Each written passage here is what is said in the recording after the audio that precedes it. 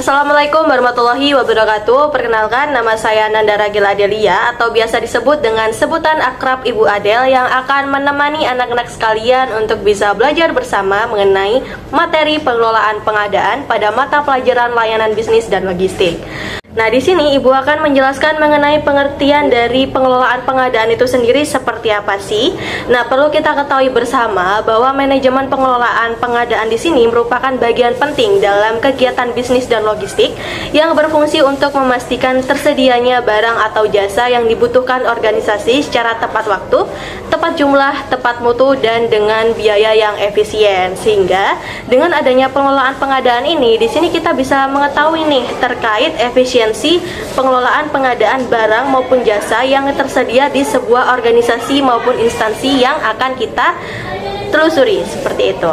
Lalu karena tadi kita sudah mempelajari terkait pengertian pengelolaan pengadaan secara garis singkatnya, di sini saya akan menjelaskan mengenai tujuan pengelolaan pengadaan. Bahwasanya di tujuan pengelolaan pengadaan ini terdapat 6 poin. Yang pertama yaitu menjamin ketersediaan barang atau jasa tepat waktu dan sesuai spesifikasi. Yang mana pada tujuan ini memastikan bahwa seluruh kebutuhan organisasi dapat terpenuhi secara tepat waktu dengan kualitas dan spesifikasi yang sesuai serta tidak terjadi keterlambatan dalam operasional. Sehingga dengan begitu kegiatan bisnis dapat berjalan lancar tanpa hambatan produksi atau pelayanan. Nah, untuk tujuan yang kedua yaitu mencapai efisiensi dan efektivitas biaya. Nah, perlu kita ketahui nih anak-anak sekalian, pengadaan yang baik harus bisa menghemat biaya tanpa menurunkan kualitas. Artinya di sini proses pengadaan dilakukan dengan perbandingan harga, negosiasi, dan evaluasi penawaran terbaik sehingga dana yang digunakan benar-benar memberikan nilai maksimal. Nah, selanjutnya di sini kita masuk ke tujuan ketiga, yaitu meningkatkan transparansi, akuntabilitas, dan kepatuhan terhadap regulasi. Nah, tujuan ini menekankan pentingnya kejujuran dan keterbukaan dalam setiap proses pengadaan. Agar apa? Agar tidak terjadi kecurangan, kolusi, atau penyalahgunaan anggaran. Selain itu, setiap tahapan juga harus mematuhi aturan dan regulasi pemerintah atau kebijakan perusahaan sesuai dengan SOP. Nah, selanjutnya kita masuk ke tujuan keempat, yaitu menjamin kualitas dan kinerja supplier. Di sini supplier atau pemasok berperan penting dalam keberhasilan pengadaan. Oleh karena itu perlu dilakukan evaluasi dan pemilihan supplier yang memiliki reputasi baik, kualitas produk terjamin, serta komitmen dalam memenuhi waktu pengiriman. Dan di tujuan kelima di sini kita meminimalkan resiko operasional dan finansial. Seperti apa sih? Nah, bahwasanya pengelolaan pengadaan di sini juga berfungsi atau bertujuan untuk mengurangi resiko seperti adanya keterlambatan pasokan, kerugian finansial, atau produk yang tidak sesuai dengan standar. Sehingga hal ini dilakukan dengan adanya kontrak kerja yang jelas, asuransi, dan sistem pengawasan yang baik. Dan untuk tujuan yang terakhir di sini yaitu ada mendukung perencanaan strategi dan pengelolaan rantai pasok. Seperti adanya pengadaan, di sini harus bisa selaras dengan strategi jangka panjang organisasi, yang artinya setiap keputusan pengadaan berkontribusi pada kelancaran rantai pasok atau supply chain dari pembelian bahan baku hingga didistribusikan produk ke pelanggan. Seperti itu terkait penjelasan mengenai tujuan pengelolaan pengadaan. Baik, selanjutnya di sini kita akan melanjutkan dari pembahasan mengenai prinsip pengelolaan pengadaan yang dikelompokkan menjadi 6 poin. Yang pertama yaitu ada prinsip efisien. Di prinsip ini, efisien berarti memperoleh barang atau jasa dengan harga terbaik tanpa mengorbankan kualitas maupun ketepatan waktu. Artinya di sini yaitu bahwa kita di sini harus bisa pintar untuk memilah-milah barang atau jasa dengan harga terbaik.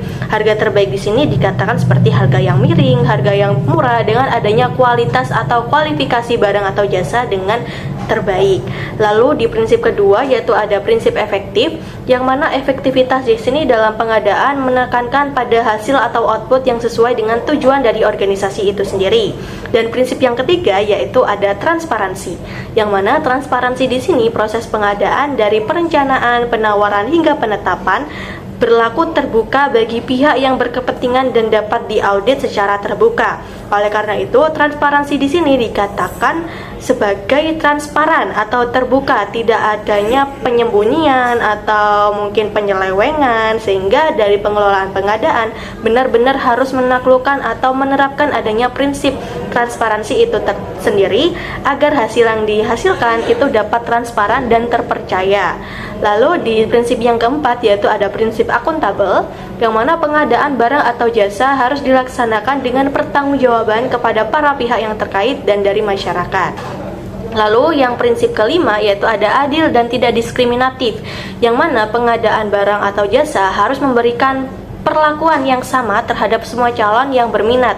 Nah, maksudnya di sini yaitu kita harus berlaku adil dan tidak diskriminatif terhadap semua orang atau semua calon atau supplier yang akan bekerja sama dengan kita. Misal nih, ada supplier yang lebih banyak untuk memesan suatu pesanan gitu ya. Lalu kita tidak boleh mendiskriminasi oleh supplier yang hanya memesan sedikit, sehingga kita harus benar-benar bersifat adil dan tidak mendiskriminatif.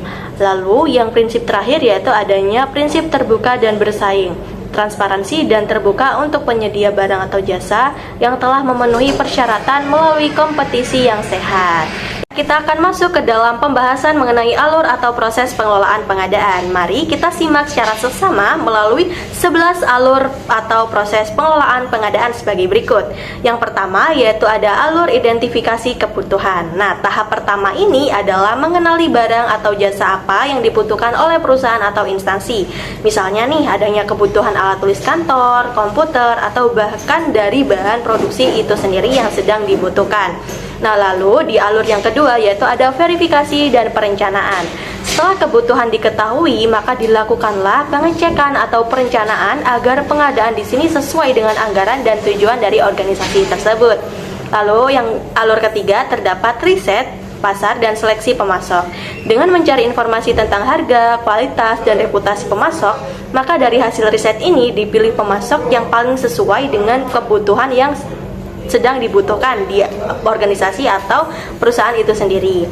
Nah, lalu di alur yang keempat yaitu adanya permintaan dan penawaran, yang mana perusahaan berhak mengajukan permintaan atau request kepada pemasok, lalu pemasok memberikan penawaran harga dan syarat-syarat yang diperlukan.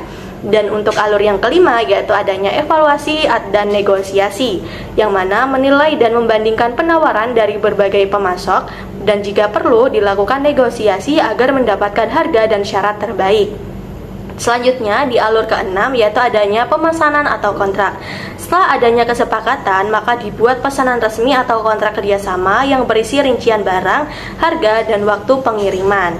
Di selanjutnya yaitu ada alur pelaksanaan dan pengiriman, yang mana pemasok melaksanakan pesanan dan mengirim barang sesuai perjanjian yang telah disetujui.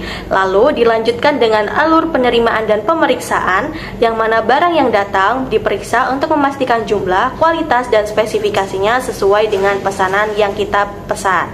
Dan alur selanjutnya yaitu ada pembayaran. Setelah barang diterima dengan baik, perusahaan melakukan pembayaran kepada pemasok sesuai kontrak. Dan selanjutnya ada alur evaluasi kinerja pemasok, yang menilai kinerja pemasok berdasarkan ketepatan waktu, kualitas barang, dan pelayanan untuk bahan pertimbangan kerjasama di masa depan. Dan yang terakhir yaitu alur dokumentasi dan arsip, yang mana semua dokumen seperti kontrak, faktur, dan bukti pembayaran disimpan dengan baik sebagai arsip dan bukti administrasi dalam pengelolaan pengadaan itu sendiri. Karena tadi kita sudah menyelesaikan pembahasan mengenai alur pengelolaan pengadaan, maka di sini saya akan mengajak murid-murid sekalian untuk membahas lebih lanjut dokumen apa saja yang diperlukan dalam pengelolaan pengadaan. Yang pertama, dokumen yang perlu yaitu menyiapkan dokumen permintaan atau request dokumen, merupakan sebuah tahapan awal pengadaan dimulai dari permintaan kebutuhan barang atau jasa oleh bagian yang memerlukannya. Contoh dokumennya yaitu ada formulir permintaan pembelian barang, permintaan kepada pemasok untuk mengirimkan penawaran harga, serta surat permintaan proposal kerjasama atau proyek. Dari tujuannya sendiri di surat ini yaitu memberitahu bagian pengadaan apa yang dibutuhkan dan dimulai melalui proses pencarian pemasok. Lalu di dokumen kedua yaitu ada dokumen penawaran atau bidding documents. Setelah menerima permintaan, pemasok mengirimkan dokumen penawaran yang berisi proposal penawaran, surat penawaran harga, dokumen prakualifikasi, atau menunjukkan kemampuan atau kelayakan dari pemasok itu sendiri. Tujuannya adalah yaitu menjadi bahan pertimbangan perusahaan dalam memilih pemasok terbaik dengan harga dan kualitas yang sesuai. Lalu selanjutnya di sini yaitu ada dokumen pemesanan dan kontrak. Setelah pemasok dipilih, dibuat dokumen kesepakatan kerjasama seperti adanya surat order, pemesanan resmi barang atau jasa, perjanjian kerjasama antara perusahaan dan pemasok, serta dokumen perubahan kontrak jika ada revisi atau adendum kontrak. Dari tujuannya sendiri di sini yaitu untuk berfungsi menetapkan dalam kesepakatan resmi antara perusahaan dan pemasok itu sendiri. Selanjutnya yaitu ada dokumen penerimaan barang atau jasa. Saat barang atau jasa sudah dikirim, maka bagian penerima membuat dokumen seperti delivery order, surat jalan dari pemasok, receiving report atau berita acara penerimaan, bukti barang sudah diterima dan dicek, lalu ada berita acara serah terima atau tanda bukti bahwa barang telah diterima sesuai dengan pesanan. Tujuannya sendiri yaitu untuk memastikan barang atau jasa sudah diterima dalam kondisi yang baik dan sesuai dengan pesanan yang kita pesan. Lalu untuk dokumen yang selanjutnya yaitu ada dokumen keuangan. Merupakan tahap akhir adalah pembayaran kepada pemasok yang disertai dengan dokumen invoice atau faktur, tagihan resmi dari pemasok, lalu ada nota atau kwitansi merupakan bukti pembayaran, lalu adanya laporan evaluasi pengadaan merupakan laporan akhir untuk menilai keberhasilan proses pengadaan itu sendiri. Tujuannya yaitu sebagai bukti pembayaran dan bahan evaluasi kegiatan pengadaan. Selanjutnya yaitu kita akan membahas lebih dalam mengenai peran staf administrasi dalam pengelolaan pengadaan, yang mana staf administrasi di sini berperan sebagai penghubung pengelola data dan penjaga tertib administrasi yang dapat dijabarkan sebagai berikut. Yang pertama yaitu peran administrasi adalah perencanaan kebutuhan yang meliputi menghimpun permintaan barang atau jasa dari berbagai bagian, lalu menyusun purchase requisition atau formulir permintaan pengadaan, lalu mengarsipkan data kebutuhan untuk dasar pengadaan. Nah, tujuannya di sini yaitu untuk memastikan bahwa kebutuhan perusahaan dapat tercatat dan direncanakan dengan baik. Selanjutnya, di peran kedua yaitu adanya komunikasi dan koordinasi yang meliputi menjadi penghubung antara unit peminta barang atau jasa dengan bagian pengadaan, menyampaikan informasi pengadaan kepada pemasok, dan yang terakhir membantu proses korespondensi resmi dengan mitra pemasok. Tujuannya di sini yaitu untuk menjaga agar komunikasi antar pihak berjalan lancar dan berjalan sesuai dengan profesional. Lalu yang ketiga yaitu ada peran pengelolaan dokumen yang mencakup pertama membuat, memeriksa dan menyimpan dokumen pengadaan atau PR, PO, kontrak, DO ataupun faktur. Yang kedua yaitu menjaga keteraturan arsip baik dalam bentuk cetak maupun digital, dan yang terakhir yaitu menjamin dokumen mudah diakses untuk keperluan audit dan evaluasi. Tujuannya yaitu untuk menjaga keteraturan administrasi dan bukti setiap transaksi pengadaan. Dan yang keempat yaitu ada peran staf administrasi sebagai pengendalian dan perencanaan, yang mencakup pertama memantau status pengadaan, permintaan, penawaran, pemesanan hingga penerimaan, lalu mencatat barang atau jasa yang sesuai diterima dalam receiving report. Terakhir membantu memastikan kesesuaian barang dengan spesifikasi yang dipesan. Tujuannya di sini yaitu bertujuan untuk dapat mengontrol agar tidak terjadi kesalahan atau kekurangan dalam pengadaan. Lalu yang kelima yaitu adanya peran staf administrasi dalam pengelolaan pembayaran.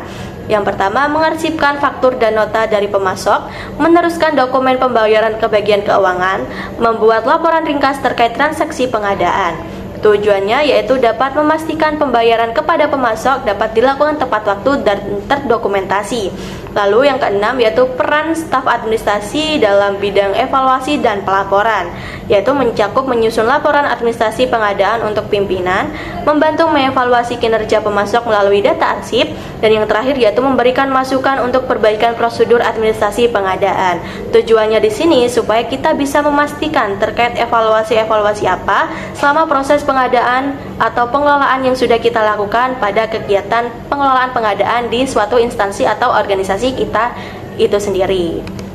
Baik, itu tadi penjelasan maupun pembahasan yang dapat Ibu sampaikan pada materi pengelolaan pengadaan pada mata pelajaran layanan bisnis dan logistik.